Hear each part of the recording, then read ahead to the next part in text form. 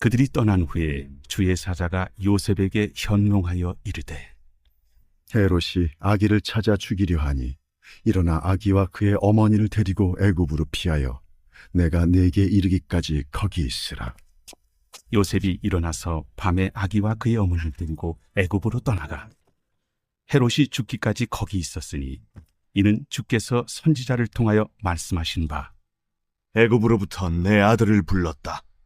함을 이루려 하심이라.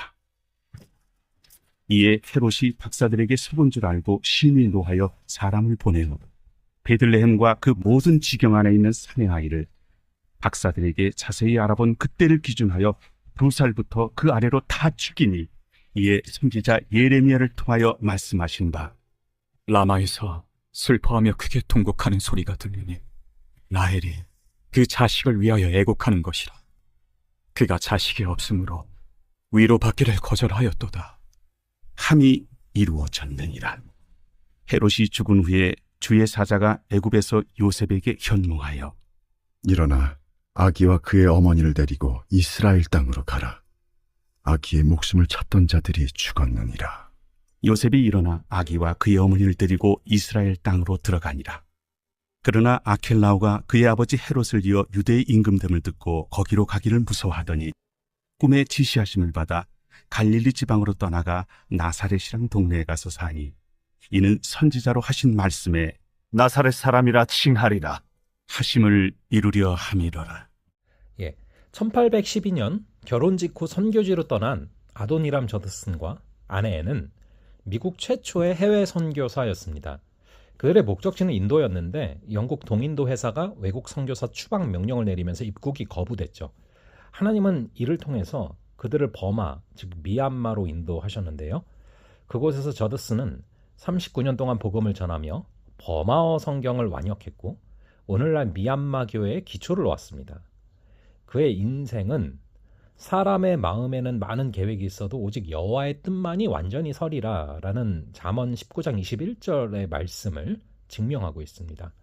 본문에서도 이런 역사를 볼 수 있는데요. 동방박사들이 떠난 후에 주의 사자가 요셉의 꿈에 나타나서 일어나 아기와 그의 어머니를 데리고 애굽으로 피하라고 명합니다.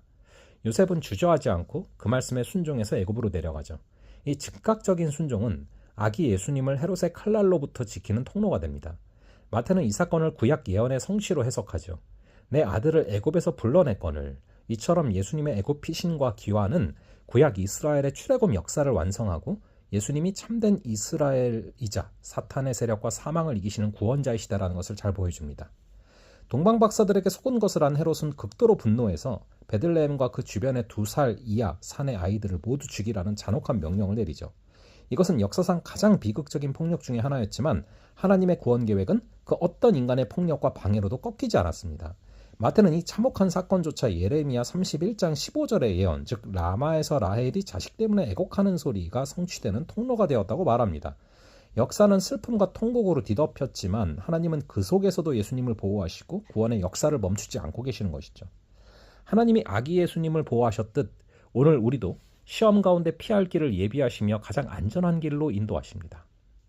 이렇게 헤롯이 죽자 하나님은 다시 요셉의 꿈에 나타나 이스라엘로 돌아가라고 명하십니다.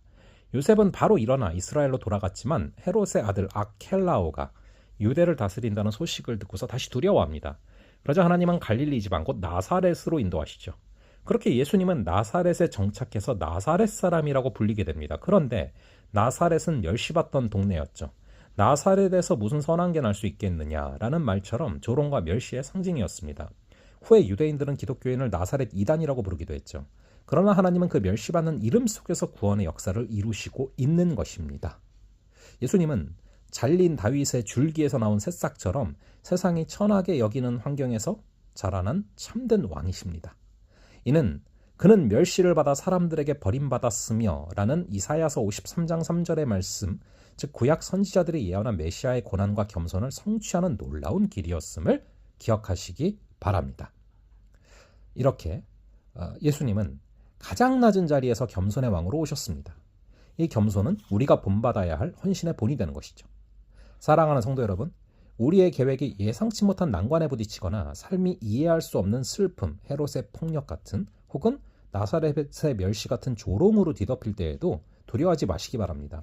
본문을 통해 우리는 하나님의 뜻이 모든 인간의 계획과 장애물을 초월해서 반드시 성취된다는 것을 확인할 수가 있습니다.